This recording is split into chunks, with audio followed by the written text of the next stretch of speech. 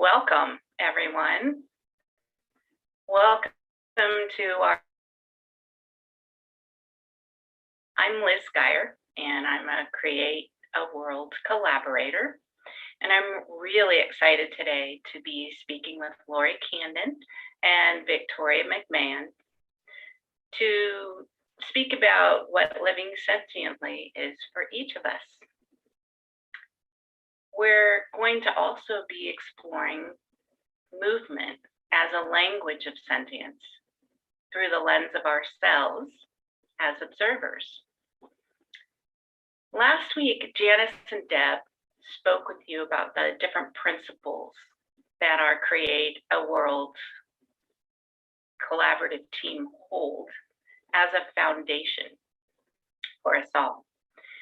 And this week, we're going to be focusing on my favorite principle, which is everything has a place. And so today, we're giving sentience in all of its depth and its beauty. We're giving sentience a place to explore different ways in which we access our sentience.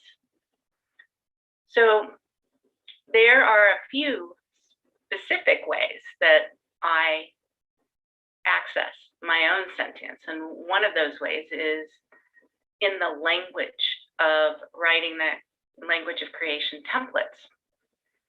I notice that as I'm writing the templates, I get an expansion in my solar plexus. And then I feel this alignment, sort of like when you're using your compass and you're looking for true north, and then all of a sudden the compass clicks. That's what I feel in my solar plexus, and there's this alignment, and it feels beautiful. And then another way that I love to access sentience is through art and music, language, and color. And I just came off of an art project that I got to be in for 90 days, where I created these cards and I wrote sacred language symbols on them in gold. And then I kind of looked at them and felt into my solar plexus and came up with color and form. And then as a result of that, language started to rise. It was a great project. So that's one of my favorites, ways to access my sentience. And then a third way that's newer to me and not new to Lori and Victoria is movement. And movement through somatic centering practices and through a more yogic tai chi type of practice. So I'm going to tell a couple of stories on Victoria and Lori. In 2019, I was with Victoria in Gargano, Italy, and we were with a large group of people. And I'll never forget that day that we did this movement practice together. I remember stepping my foot forward and moving my arms in a certain way, and then Victoria started speaking and observing, and all of a sudden the emotion just rose up in me. Like, what is that? And so that was kind of my first road in to experiencing sentience through movement and language. And then my story on you, Lori, is last year we were in Mount Shasta, and we were tending to a spiral that we had built the fall before that.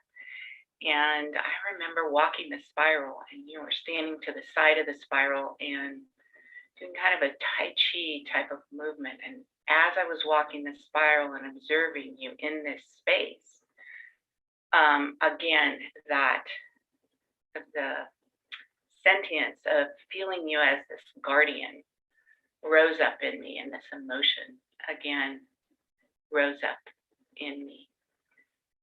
So I am curious now to know, I still think about these two times, especially when I think of the two of you. And I want to know if you can speak to, so what was it? I'm going to ask you, Victoria, what was it about that movement that, and the movement and the speaking, the observing at the same time that caused me to want to cry? What was that? What is that sentience? So over to you.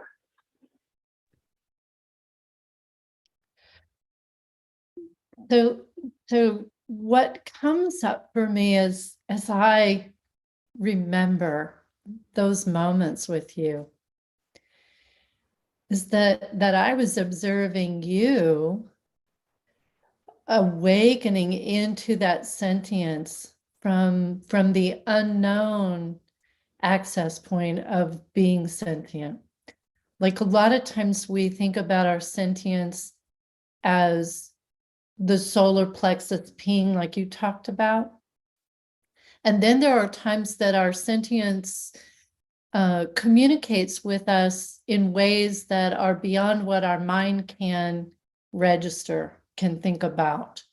And for me, that moment was observing you get a sentient experience of yourself that was not explainable in the moment. Where is this emotion rising from?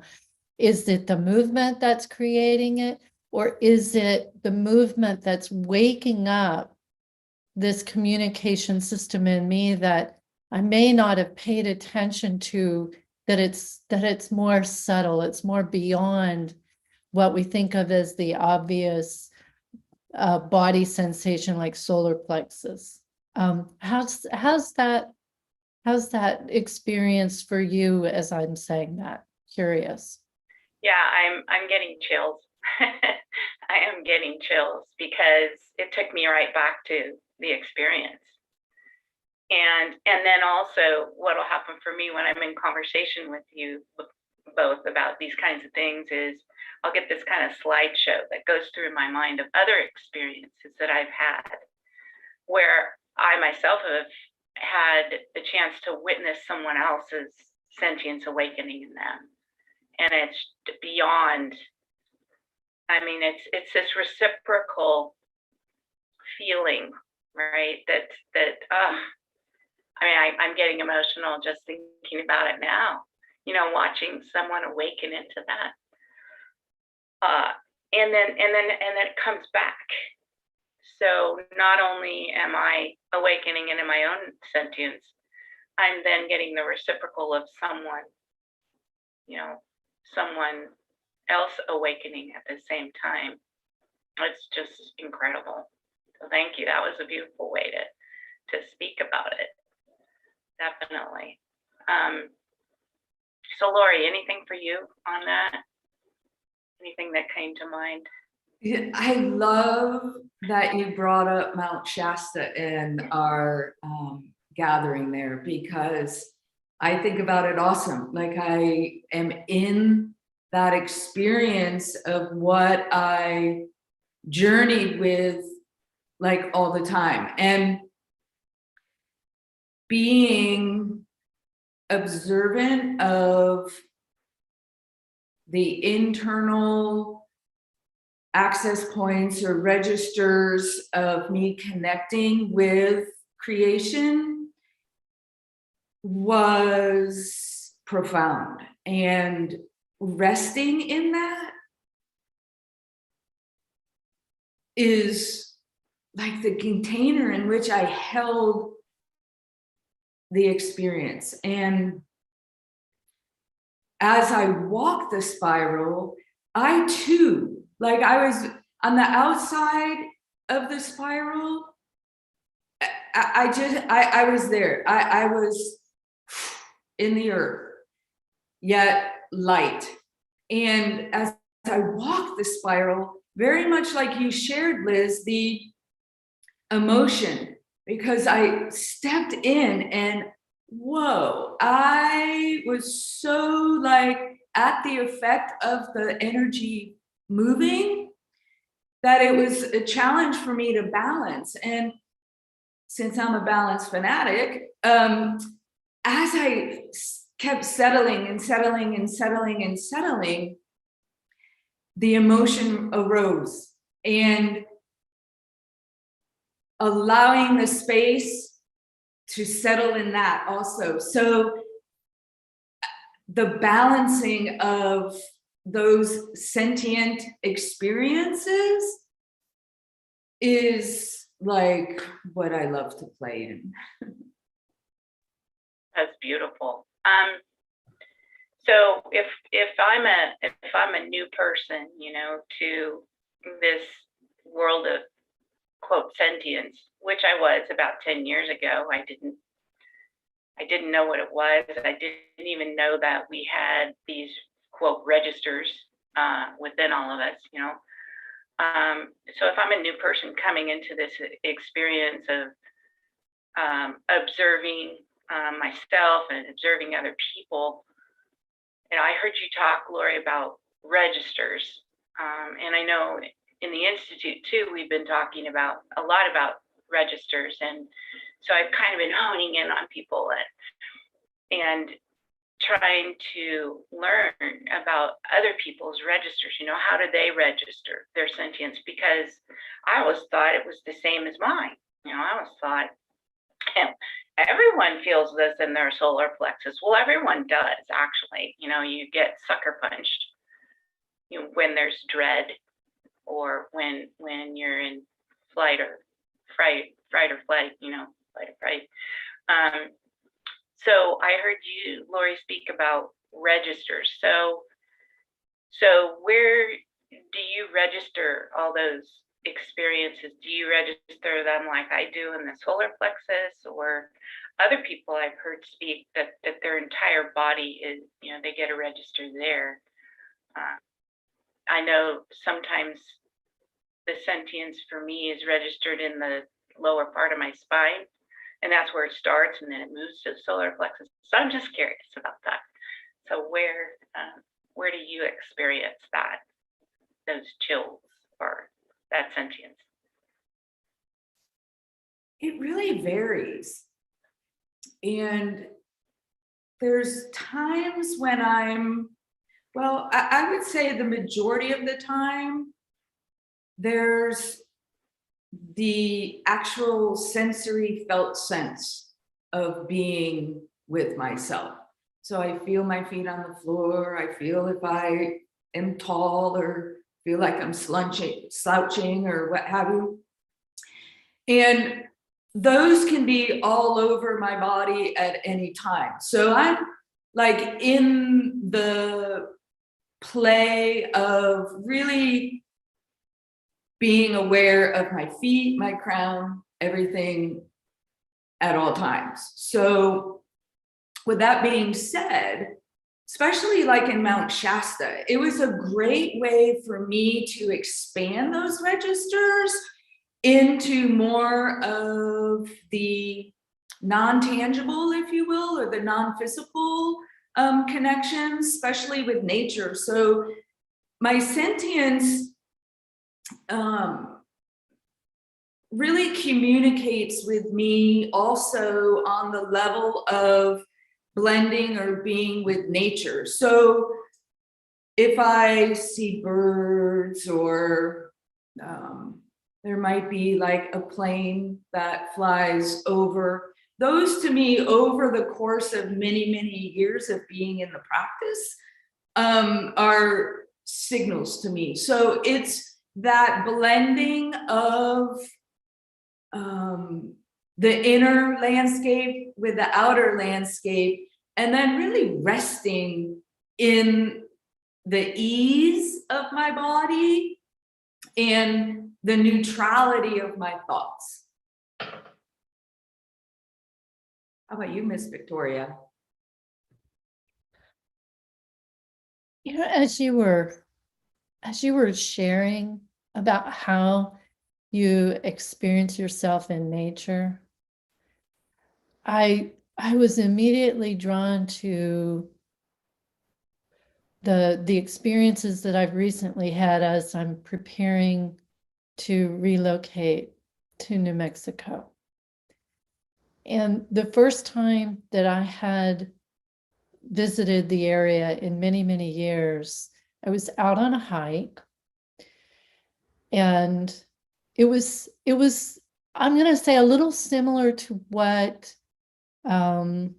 Liz was talking about. Where did this emotion through the movement, where does that come from? And as I was moving the body hiking, I had this memory rise up that had no specific place in the moment in me. It was like I was connecting to another timeline of myself in another form. And I had this flash of an experience that we would say is unexplainable in some respects, and others would try to explain it as they might call it a past life or some other kind of reality, dimensional aspect. And in that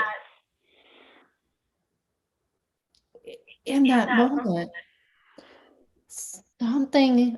something registered in my being that I had a place in New Mexico, that there was this way in which I was connected to the land. And then recently visiting, as I was coming back into and landing on an airplane, landing in and setting my feet on the earth, I had this heart register, this fullness in my heart, in my arms. I feel it right now expanding through my hands, this physical sentience that's moving through my whole body as I think about it. Like this invitation has been open-heartedly welcoming me back. So it's not explainable, but it's experienceable in the moment. And I'm even thinking, is experienceable a word? So my mind's kind of activated in here too. And so I feel like I'm having this whole system response. My body's actively in the moment of this memory. My mind is giving language to it. And I have this warm-hearted feeling of being opened and welcomed. And so for me, this is a whole system response of my sentience communication system that I'm in the experience of now as I'm talking about a past event. That's how sentience comes alive in our everyday moments.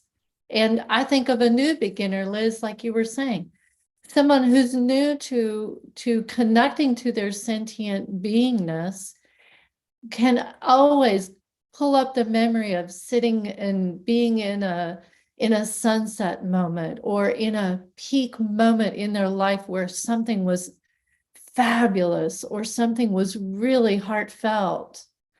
And they could go back and feel the sense of that experience from before in the now moment of how they're connecting to themselves. And they can begin to sense their own sentient communication that way too. So over to you, Liz. Thank you. I was working with the sentience of my computer just now. Oh, yes. Yeah, I love that.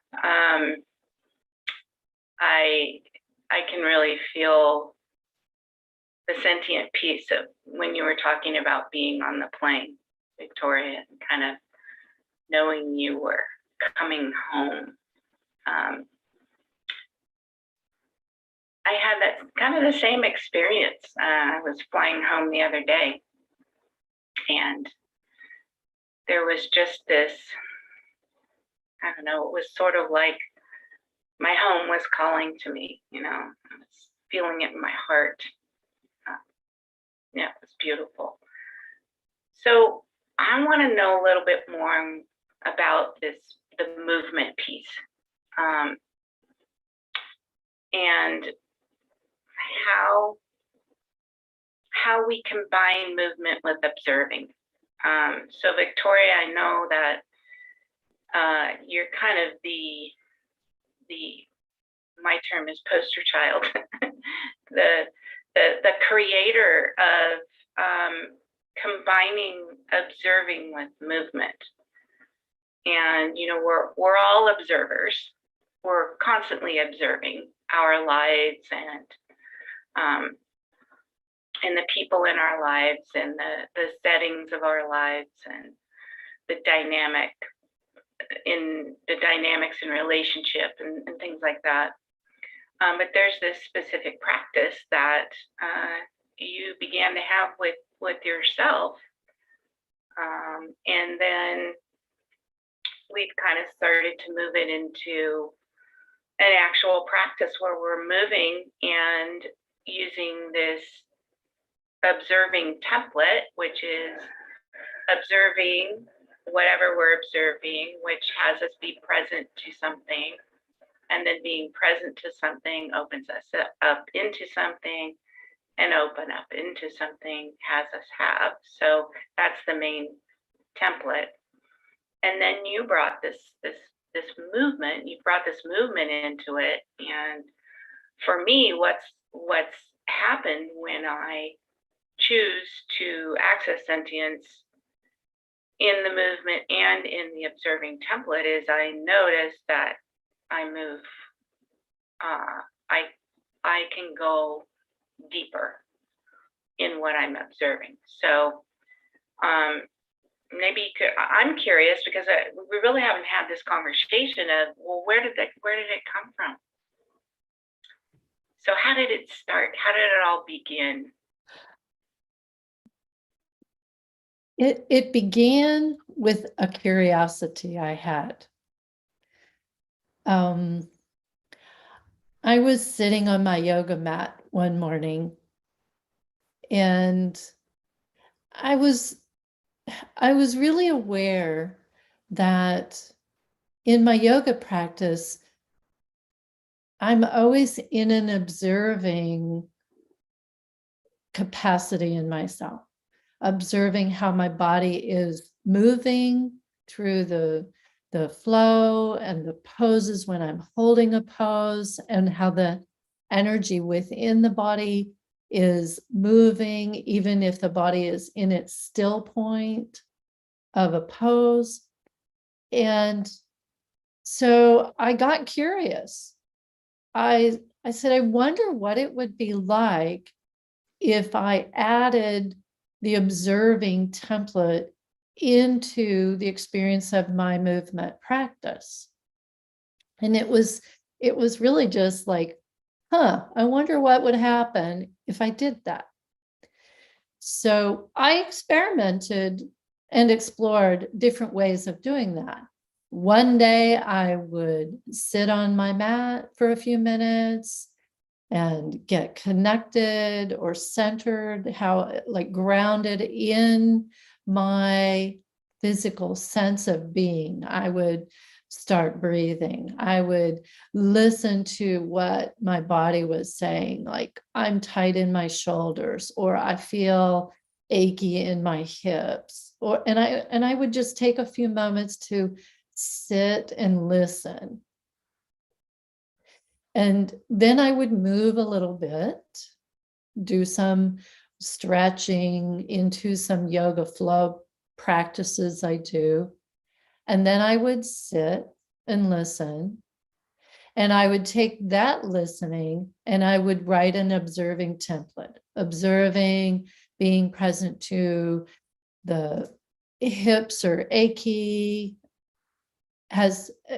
observing the hips are achy has me be present to, I need to move and make some space, being present to, I need to move and make some space for them, has opened me up into, wow, this is an important way for me to pay attention. Opened up into, wow, this is an important way for me to pay attention, has me have I can create a practice today just to soothe the hips. So I would do that. Then I would sit and recenter, and I would just innately move into a practice for my hips. And after whatever timeline of that practice, I just went where the body wanted to go for a period of time. It was very organic. And then I would sit again and listen. And I would breathe, and I would pay attention to where my body, my mind, and my feeling was in that moment. And I would write a new observing and see what rose, how it was different to be in that moment versus in the moment previous. And that would be how I started playing around with it. And then I started playing around with it one day of, well, what would happen if I did my observing while I was in the flow of a movement? And I could do any movement I wanted to do, and I could observe what my body was telling me, like if I felt energy moving through my legs, if I felt pressure upon my head, or if I felt emotionally like supercharged, vitalized, or if I noticed that my mind was judging how my body was responding, if I felt awkward or out of balance. And I could feel the observing just rising in my mind. And then I started to say it out loud and let it have its moment in time. So those are a couple of different ways that it just started appearing and integrating into my movement practice. So cool. That is so cool. Movement is not my first, go-to. It's writing and language. So to hear that, I can really see how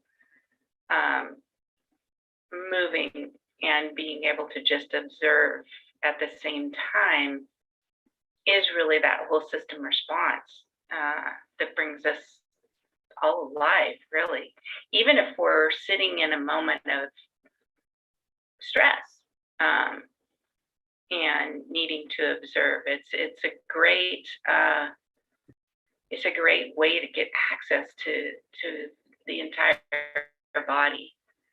I've always been one that the movement pieces last for me. So I'm just finding that I'm so much more in communication with my entire body because of this brilliant movement practice that you've brought into the field. So it's awesome.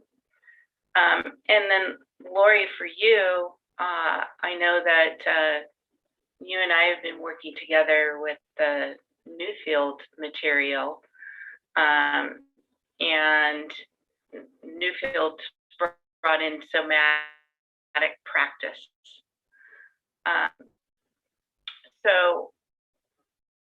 So we're combining, the three of us are combining movement and writing the creation, observing templates and observing being templates. And then you're also bringing in this somatic centering practice. And we're gearing up to play and work together in this new program that we're bringing in next month that we'll speak to a little bit more later. But I really want to know more about how you combine centering. I mean, they're movement and centering, they're all kind of combined, but yet now through Newfield, we've learned to begin any kind of session that we're working with ourselves or someone else. We've learned to bring in this kind of centering time together. So what happens when you're in that centering practice and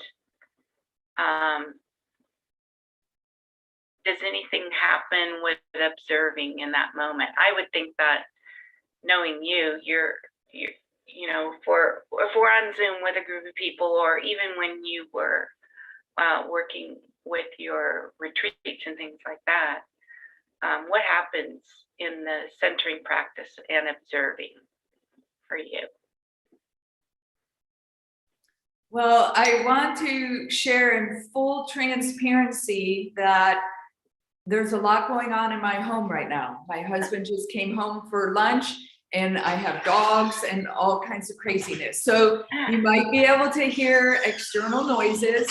And as you both were sharing, I'm in it, you know, so it's totally in the process of observing, like not taking away from the connection with you and our audience. And it's just interesting. So I am definitely a advocate for being where you are and starting from there. And with the centering practice, it's a place that you can always return to. So it's that idea of aligning yourself. My background's Tai Chi, so I refer those to as sentience, or the centers, the physical, mental, emotional, spiritual centers, chakras, what have you. Just, you know, how are you connecting and resting in your sentience? So when we practice that, or are in the self-study or self-exploration of that, it deepens, it broadens, it just widens into this great place upon which you can rest. And hooking that in, or blending that with specific somatic practices, I would say somatic generative practices, or the flow of Tai Chi, yoga, Qigong, dance, if you will, allowing that to be a part of that self-exploration, and really allowing yourself to expand and then come back to center, to that neutral place, and then expand. Maybe you're going this way, or, you know, and how can you be in the totality of your being in the midst of external circumstances and not be really reacting or at the effect of them? And there's ways in which you can develop and deepen that. And I 100% was just in it. So it's possible. And, you know, through the Designing Your Life series, it's offering an opportunity to just be curious and play within that, because we all are moving upon the earth in one way or another. However, we determine that for ourselves. And there's a way of being with the movement in a very easeful, engaging, and just like purposeful way. So that's the lens in which I operate pretty much 24/7, 365 days a year. So. And I want to be just like you when I grow up. I'm never growing up. Oh, yeah, that's right. That's true. As I grow, I want to be just like you. Oh, yeah, that was so cool to be able to observe you right now, you know, because I could feel this moving into and then moving out of. It was beautiful, absolutely beautiful. It was great. And I love I love the transparency, because life is happening. And that was kind of my next segue is so much is happening, in our world, and we're in the positions that we hold in our inner circles and with each other in community. We're always at work at trying to access what's life enhancing for us in the midst of this swirl, literally, of hurricanes, of swirling energies that are happening on the planet and things like that. And so I'm really excited that in the midst of all that's happening on the planet right now, and how Mother Earth is shifting and changing and rebirthing, I'm excited about being in a practice to keep us steady, to kind of bring in the oars of the rowboat, this steady movement of being able to move through all of this in a calmer, more peaceful way, and to bring others into this practice and into this excitement of designing our life newly. I mean, we're all in kind of this rebirth, right? And I want other people to be able to have their own oars, and to be painting their oars with glitter, or bringing your own spin to your design. Some people like gold sequins. I'm not a sequin person. I did work with sequins when I was little, and I loved the practice, but I'm kind of moved past that for myself. Well, others love sequins, and so you two are kicking our series off, and so I'm wondering also if you can maybe, Victoria, maybe you can kind of speak to a little snippet, like a little preview, because I'm still curious. I mean, I'm working with Electra and the LSC Institute, and with Lori and Victoria, and Beryl, holding the field in the background. We're all bringing this series, and so to you in later October. And so I'm kind of wondering, what do we get to play with? I know that we're going to begin to learn about the whole system response in the first session, and how we can use our entire body, and how we can use movement and observing. But beyond that, I'm not really sure what we're going to be doing. So maybe, Victoria, you can speak to a little snippet of what do we get to play with in that first session. Thanks, Liz. That's great. What I come back to again is we get to be curious. Just as I sat on a yoga mat and I was curious, how do these templates interact with my daily life? How do I feel my connection to that greater capacity that exists in me to live fully?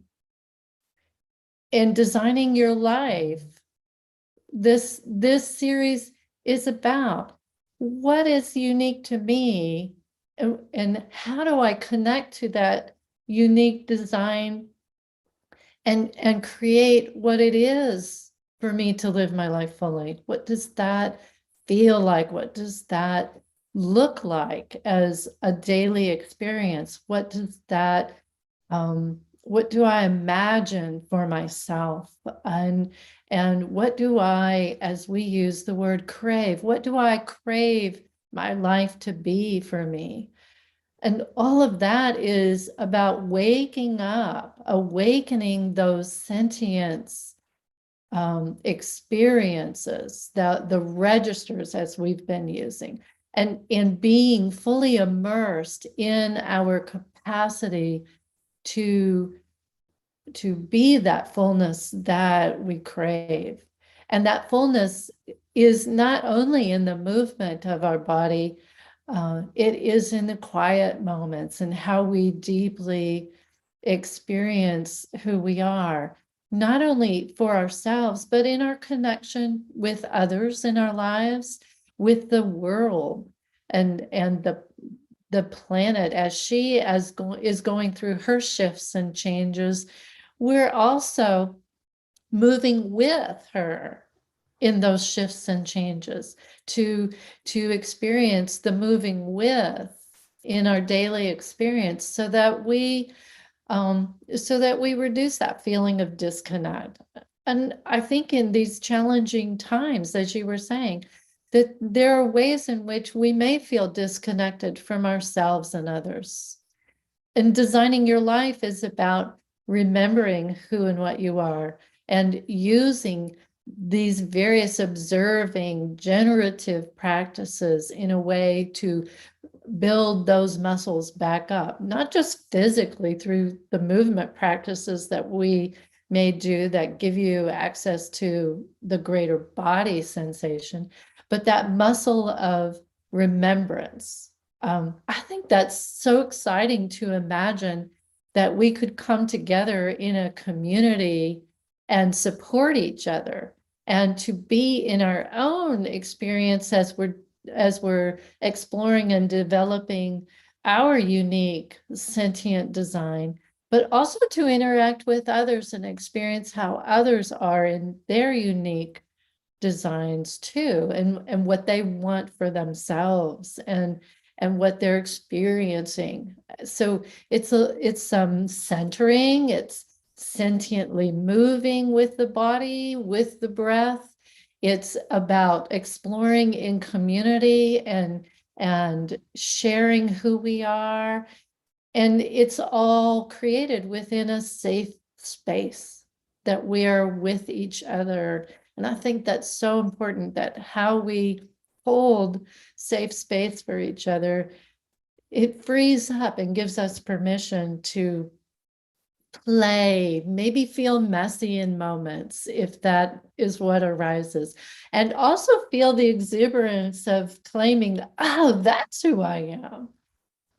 And using the templates themselves to get, as Tantra would say to us, that broader, deeper, wider lens of what our true capacity is through our sentience and through what it is that we come here to do and have and be as human beings on a planet. Anything ping for either one of you guys? I would so like to add, because I agree 100% with everything you said.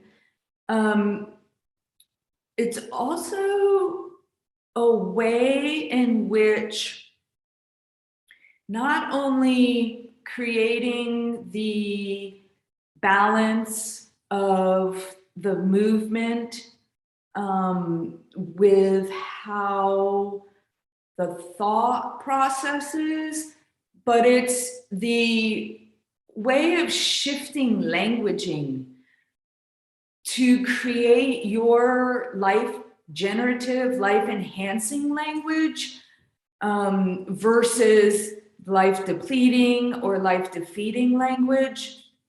A lot of us know how to move upon the earth in the latter. So we're surviving the world rather than thriving within and in collaboration with creation.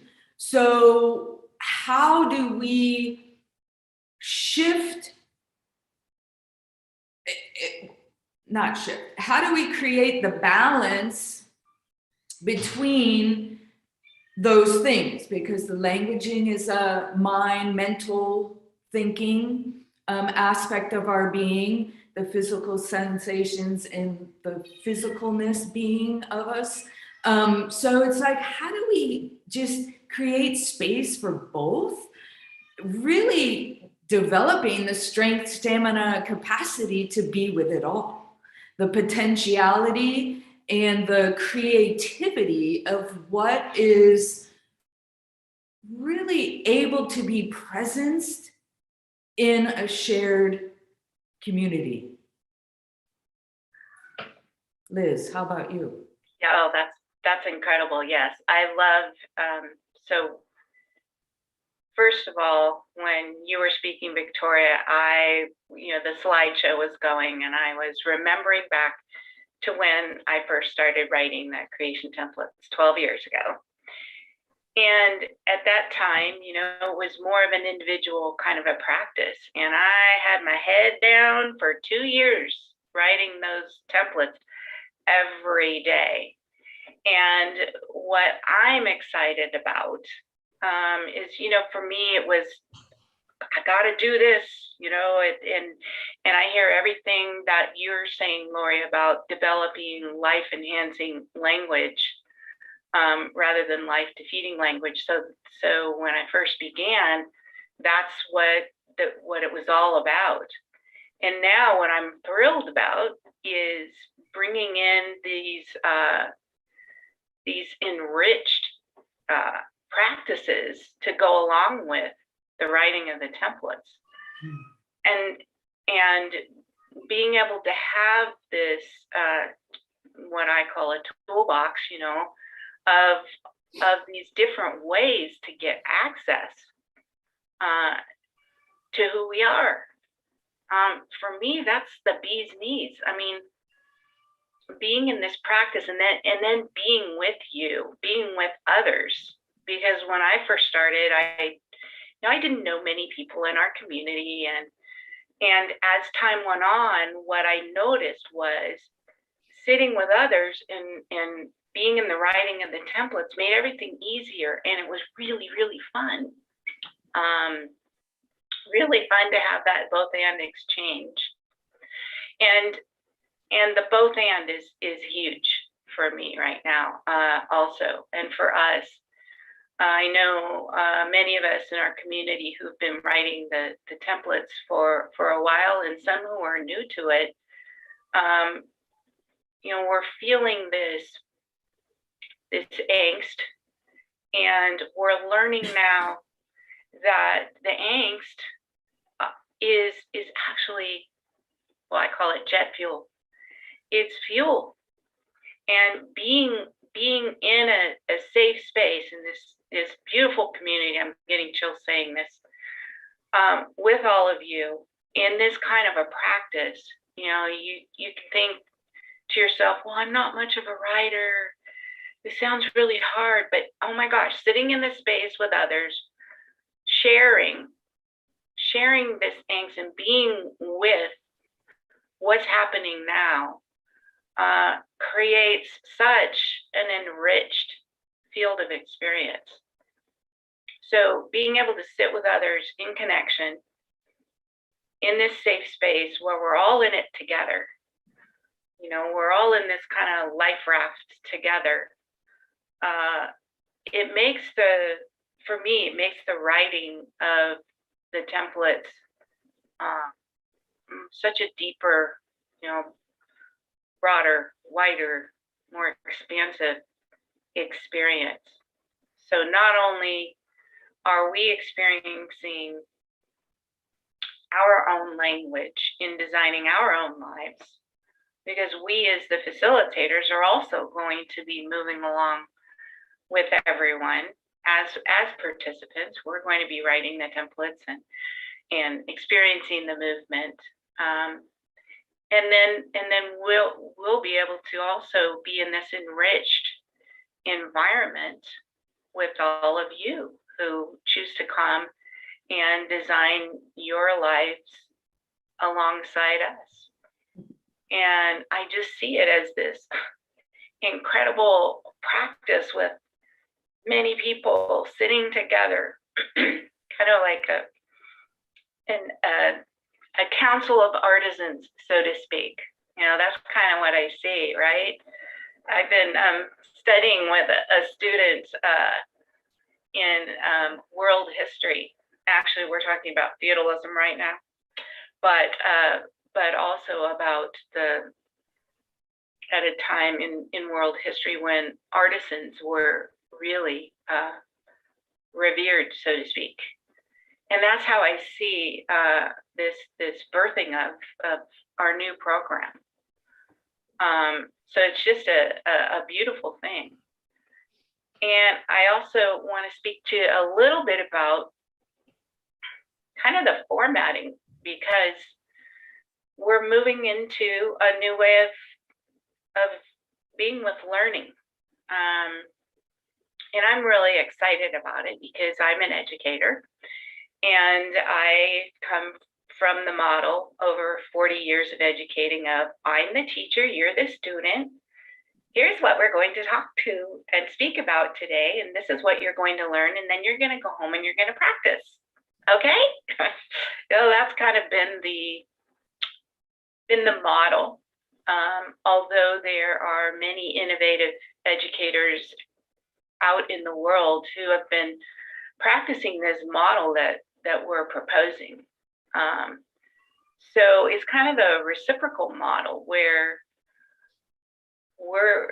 we as the facilitators aren't going to be coming to you and saying, okay, here are the templates and this is what they are, and now you're going to go home and practice. Rather, we're going to present the material and ahead of time for you to sit and steep in and to be with. And then when we're together during our program, during our sessions, we're going to get to share and be with each other just as the three of us are being together today, and be in the practice and in the meat, in the beautiful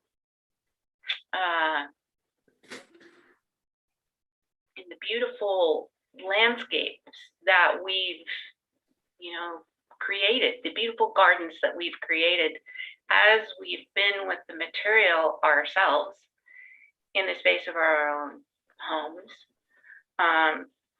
And we're even going to be in the struggle of that because it's a whole new way of thinking. I hear my youngest daughter's kind of in that. She's taking some online classes and she's doing all of the reading and the learning in online. And then and offline, right? She's home doing the reading and the learning, and then she comes online to a course live and then shares with her classmates, etc. So it's a different way of learning, and where we get to take on the pacing ourselves, the responsibility of being with the material and what it is for us, and then being in a community to share that when we're together online on Zoom. So I'm really excited about this because I love to learn on my own, but I also really love to be in connection with others to see, well, what was your experience? So anything about that for either one of you?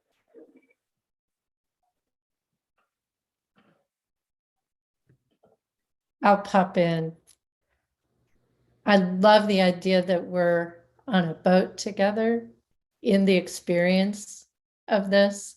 And I imaginatively took on that instead of it being in a little buoy boat surviving the waters, that we are designing our own yacht to be on together, that we are having all the fullness of who we are, and we need a big old yacht so that we can feel the sense that the waters are moving with us and holding us, and we're embraced by it, and we're as steady as she goes. So that's what came up for me in the moment. And that's what I want to invite everyone else into. Come and be on a yacht with us and share your exploration of how you design your own life. How about you, Lori? I love that. I was so in that yacht. And what rises for me is what you said earlier, Liz, about the Council of Artisans. That just pinged me like nobody's business. And it really invites or creates this space where there's collective presencing for the sake of all life, and really steeping in the gifts that each and every one of us bring to the table. You know, we are a contribution, you know, we matter. So it's in that play. While the Designing Your Life series is really based on the movement blending with the templates, and the templates blending with the movement in its own alchemical formula, we each bring in our own medium. So I love to dance, and I love music also. So I am dancing, or I've really been with the essence of my sentience, discovering that, playing with that my entire life. And with the creation templates fueling my movement practice, it is beautiful. And to witness each one of the participants or anyone in the audience, that just brings me such deep joy, reverence for all life, and celebration of like our awesomeness. I mean, what better way to live upon the earth? Amen to that. I saw a bright pink yacht. I see in color. Bright, neon pink isn't really my color, but I saw, we were wearing boas, and we got the disco ball hanging from the top of the sail, and we're just rocking out on the boat. So it's going to be a party, and the more the merrier, right? The more the merrier. I mean, how cool is it to be with these amazing women and men, hopefully. There's a couple men that I can think of that I'd love to have here at the party with us. Just to be in this exploration together, and to be in this ocean or river, right? Because you can sail on the river too. Where the waters are moving with us. I loved how you said that, Victoria. We because of who we are and all these gifts that we bring, the waters want to play with us too. And they like our bright pink boat and yacht. And yeah, so I really, really would love to have, I want to see beginner learners, because we're coming at this newly too, this kind of a practice. It's brand new for all of us, which I love. We're all in this new designing of life together. Gosh, I know I'm not alone in it, and now I got this bright pink yacht. I can't get it out of my head. So we invite all of you to join the Language of Consciousness Institute. You can find out more. I'm going to look here because I don't have the site memorized. It's all lowercase, LOC-institute.com. And you look there and you will see our Designing Your Life logo, and it'll tell all about this upcoming program. So thank you, Lori and Victoria, for coming to play today. It's been such a joy to be with the two of you and to experience this incredible container of sentience in all its beauty. So